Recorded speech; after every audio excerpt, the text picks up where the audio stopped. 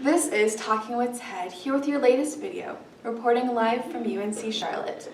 Today we will be simulating the use of camera and image analysis, similar to what they do at the Video and Image Analysis Lab here on campus. Note though that we do not actually use this technology in the video. Camera and image analysis is currently being used to gather research for architects on the best way to design buildings. One such scenario is the design of hallways. By observing behavior in videos, architects are able to determine if the flow of traffic around a rounded corner versus a squared-off corner is more efficient and fluid. While this is one useful application of the technology, it is not all researchers can do. They can also use camera and image analysis to identify people walking around a room, track the movement of those individuals around the room, and identify them setting down a bag, shaking hands, sitting, and so on. But what this technology can't do is make logical conclusions. Unlike humans, the software would not be able to identify the people sitting around a table talking as being in a meeting.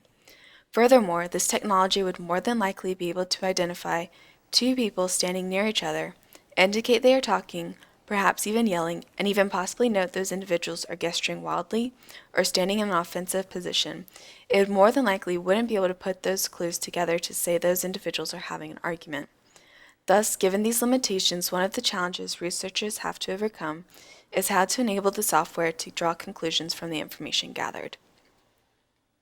To capture all of this data, multiple cameras need to be used. These cameras are then used to get the best angle in order to accurately see what is going on in a room.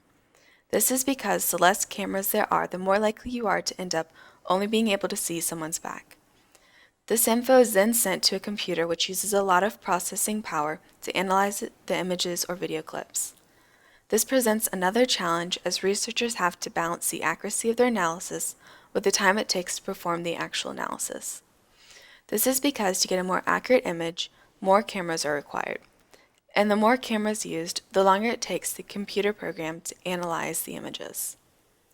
This is a negative relationship, and researchers are trying to find a balance so they can be extremely accurate but still quick when processing images. With the numerous cameras needed to gain accurate analysis, another challenge is observing people acting natural. This is because when people notice they are being observed, they change their behavior, skewing the results. This is something known as the Hawthorne effect, a common term in psychology.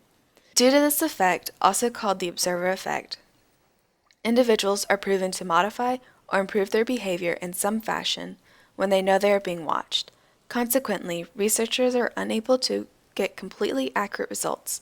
Still, this technology is useful for architects as previously discussed, or even for malls.